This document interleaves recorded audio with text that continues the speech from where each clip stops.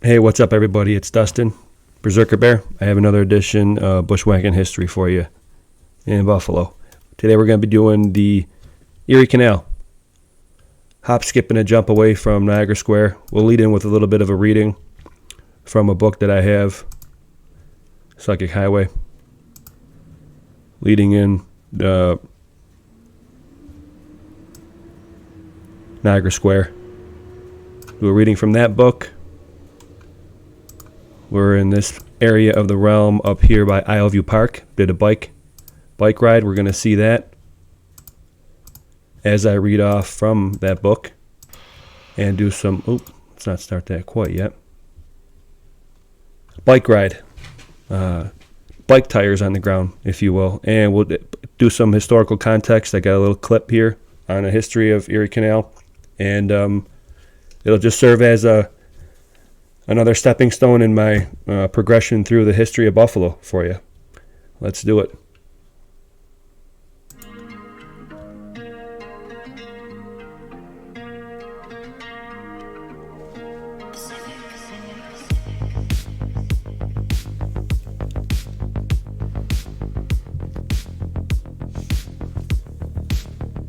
They don't have sunsets over the water.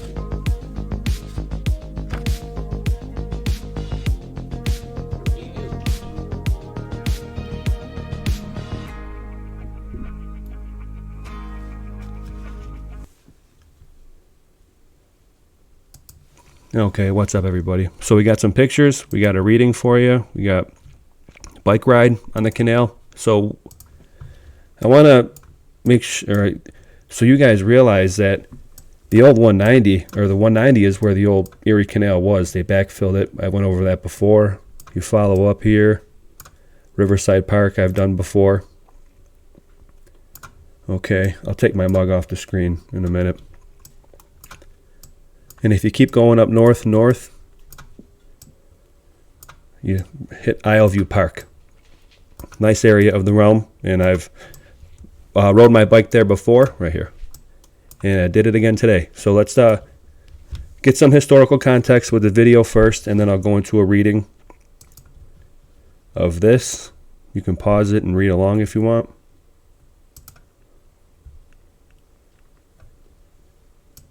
Now, if I finish reading this by the time the first slideshow is over, this one, I will continue right on to my bike ride so we can continue reading all those pages. So let's get into it. Here we go. Here's some historical context.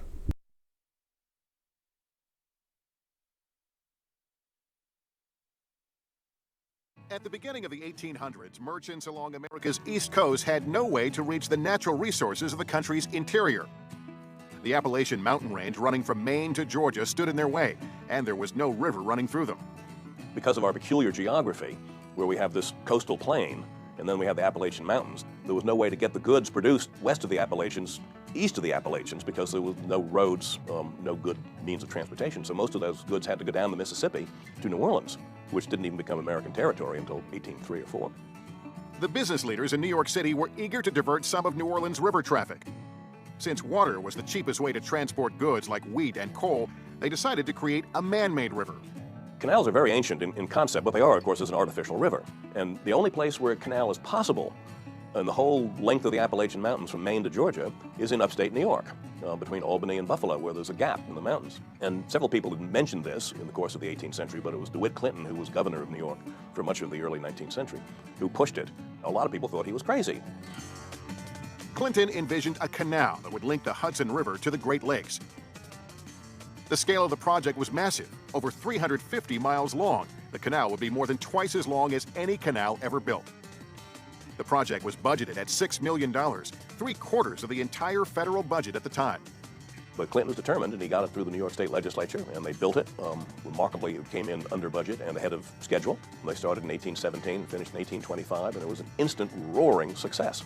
The Erie Canal was the technological wonder of its age. For the first time, goods could be transported via water from the Great Lakes to the Atlantic Ocean.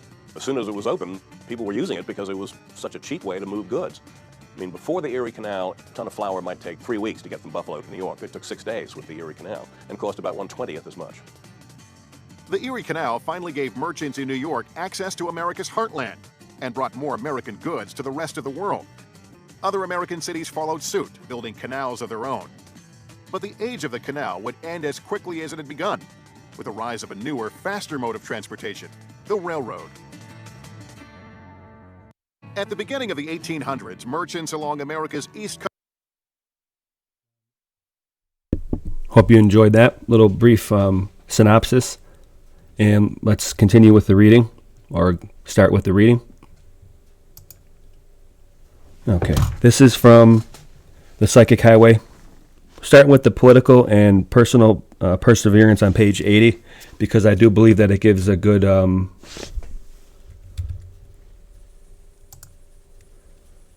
detail of what happened just after that video ended. Okay. Commonly referred to as the father of the Erie Canal, Clinton held steady in his belief that the canal would provide a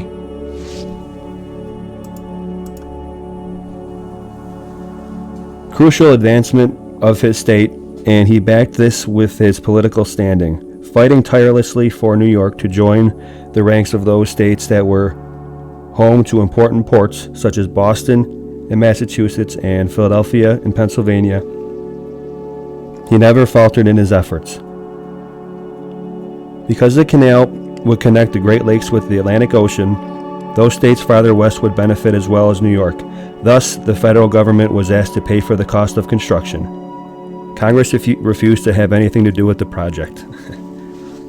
To keep the issue alive, Clinton began a canal fund, enlisting the support of former rival Martin Van Buren in the state Senate, along with other legislators and farmers.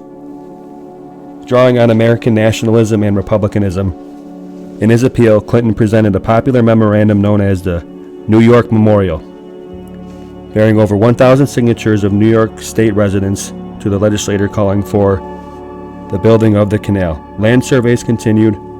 The discussion of finances began. The training of engineers in England and Holland also began.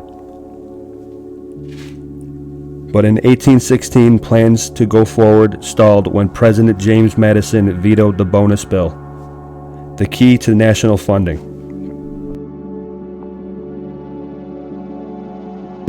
Luckily, in an unexpected way, the veto of the bonus bill fired up New Yorkers' sense of resolution and commitment to the canal, and by April of 1817, the canal bill passed. It would take 7 years of back-breaking labor to manually remove shovels and buckets of earth in 363-mile span across New York State's wilderness, the longest distance ever attempted in the United States. A continued backdrop of bickering, partisan infighting, and reiteration of the outrageous estimate price tag of nearly $7.5 million shadowed the project. Naysayers doubted the efficacy of the Erie Canal. They claimed that the labor involved, topped by the overwhelming cost, far outweighed the importance of the 4-foot deep, 40-foot wide ditch in question.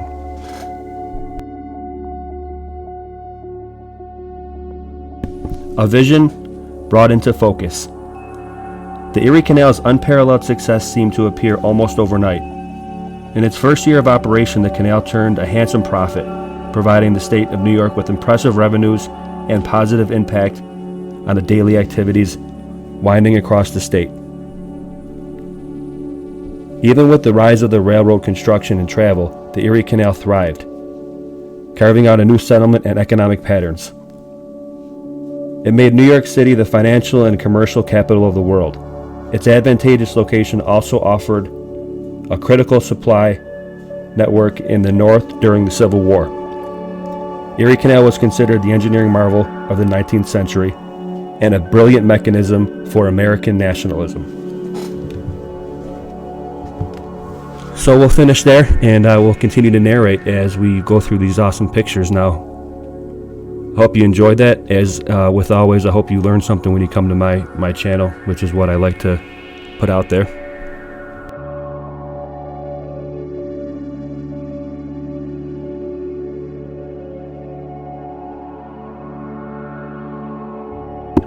So again, that was a reading from The Psychic Highway, another one of my books in my collection.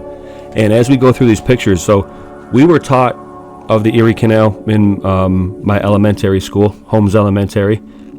And we were taught a song. It's either called The Low Bridge or 15 Miles Down the Erie Canal or 15 Years Down the Erie Canal. There's a couple different variations of it.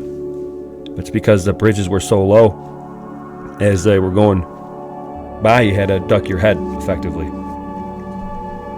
Very interesting. And I think that might be it. So let's get into this one. Now, where I take this bike ride is from like right here. You'll see the pictures. It's like aisle view. You go in right here. This is the parking lot where I started from. So when I initially start and get on the bike, I'm right down here. Now, this necessarily is, this would be the Erie Canal, right along here, River Road, because this is the Niagara River. And up in Tonawanda is where I'm going to be going and doing some infrastructure work here, boots on the ground, because there's a lot of canals, a lot of, well, sideways stuff, and I go fishing up and through here, and a lot of truss bridges and like canals over in this area, even up all the way up into LaSalle and Niagara Falls, if you will. So I got a lot of, from Buffalo to Niagara Falls, I got boots on the ground work to do for days, for weeks, for years, if you will. All right, so let's get on that. And there's a cool, I'm a fisherman and I like fishing, so there's a cool little side fishing story here, and I want to give a shout out to a father and his son. I believe it was his son's, maybe his first fish that he caught, or he was fishing with him for the first time.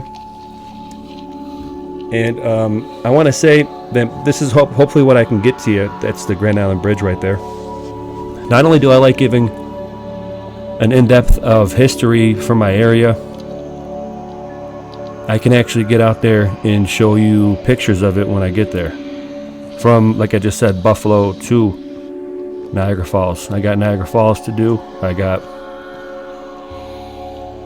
Lockport to do. Oswego to do. Sorry about that's why I'm trying to talk over my loud breathing. But this little dude came out when I was riding down there. So this is about a month and a half ago. I had ambition to get this out earlier, but you know, as with certain things that happen in life,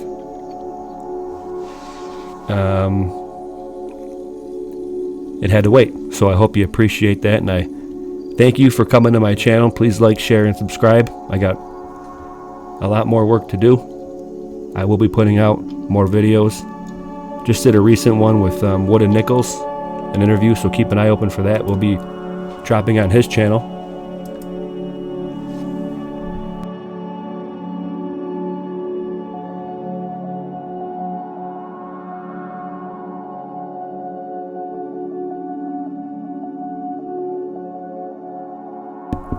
Now, effectively, this is the Isle View bike path up to Tonawanda, the city of Tonawanda, like I just showed you.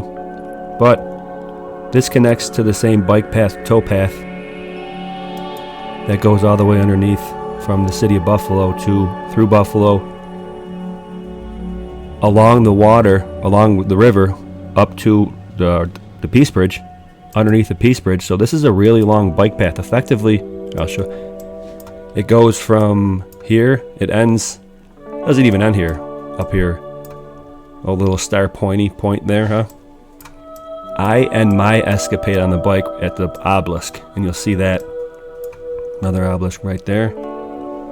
Very important place of the old world, I think Buffalo is. We got them all over the place, these obelisks. So that's where I end, but it keeps going, and effectively, this bike path goes the entire length of the river, all the way down. I mean, it's all connected, and it ends at the end of Bird Island Pier right here. That's the end of the pier as far as where you can walk to, but you can hop over and fish that. So, I mean, we spanned the coast over here in Buffalo for you. Let's keep going. So that's where I am. Niagara River on the left, what would be the old Erie Canal on the right. So picture in your mind's eye.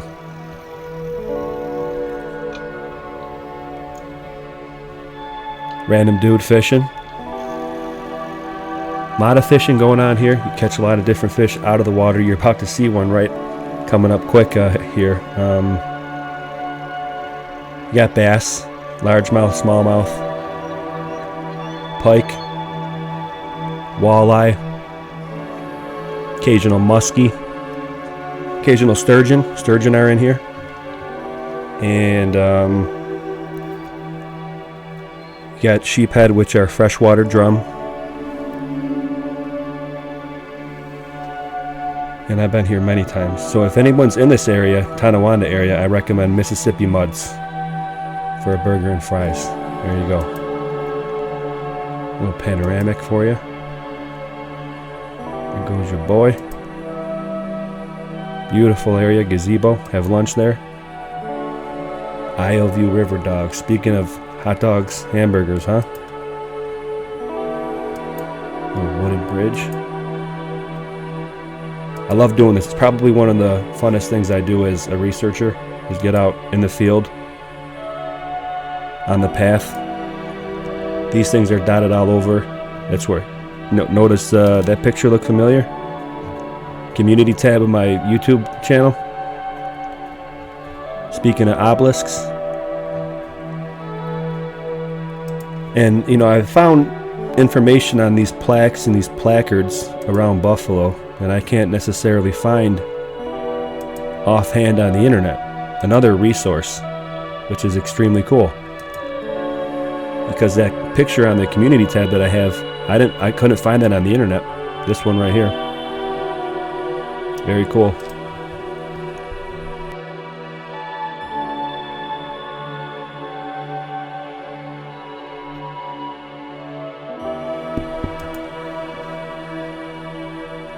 Like, for example, I couldn't find this picture online. And I just went through a whole bunch of them. There you go. 1847. Must have been the coolest thing ever. You want to talk about like Tom Sawyer? I've said that many times. I know Tom Sawyer was on the Mississippi River a lot, but in his adventures with Huck Finn. But as far as the way this area looked back in the day, the best way I can describe it is Tom Sawyer, Huck Finn type of deal. Look at that. Rolling on a raft down the Niagara River, a wooden raft. I might advise against that. Very dangerous. But I definitely will be fishing out of it, and I still do. So it's why it hits home. A lot of these places, when I see these old pictures, I'm like, oh wow, that's like right over here. And I can go there. So that's another aspect that I'd like to put forward to you guys that I hope you appreciate when you come to my channel, is that not only do you learn something new about history, and I'll give you a different take on it, maybe. Like, what's that, a Legolith right there? Probably poured, but obviously poured. But you'll get history, and you'll get some of my takes on his story, as we say. So I couldn't find this picture either. This is one that blows my mind. Again, Tom Sawyer. You would catch me right on the corner on that dock right there, fishing for some bass right off that wooden dock. 100%. And this will lead me to, there you go, Erie Canal site. Strong current, Niagara River, no joke. Foundations and canals, infrastructure. Also, like I said, I have a video coming out with Wooden Nichols, or an interview that's going to be dropping on his channel about impossible architecture and other topics related to our alternative history. Very cool area of the realm up here, Tonawanda. Now, let's listen.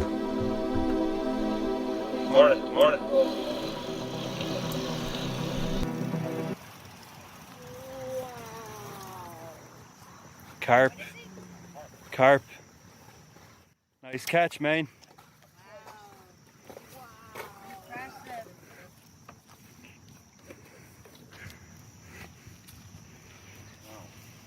Okay, this is you get to stand next to this one, son. Oh, No. Here. I guess come and stand here.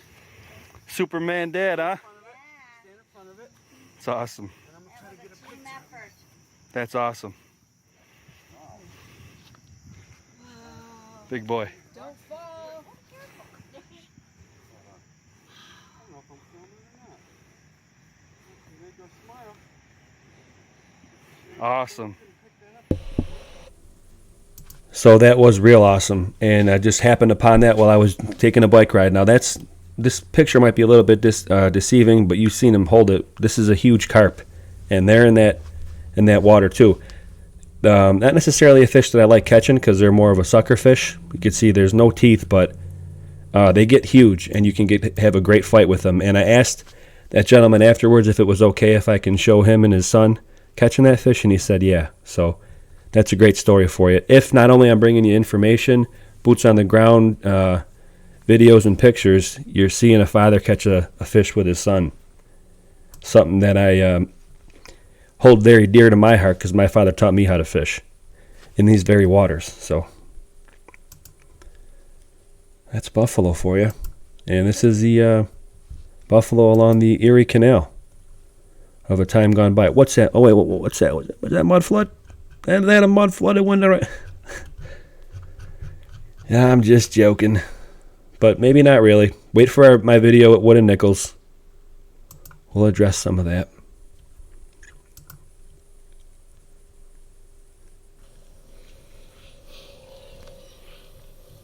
So what I say, I ended at the obelisk. This might be a good way to tail out the video. I don't want it to be too long, and I appreciate you guys coming here with me. I got a lot more work to do. Going to find out what the importance is of this city that I live in, Buffalo. Esoteric, occult, whatever. Fitting for a Halloween couple of videos doing some esoteric occult work here in Buffalo. And there's more to come. So please like, share, subscribe. And I'll catch you on the next one. Thanks very much, everybody. That was bushwhacking the Erie Canal, a brief history, and some boots or bike on the ground for you. All right? Watch your six out there and be safe. I'll report back, as always.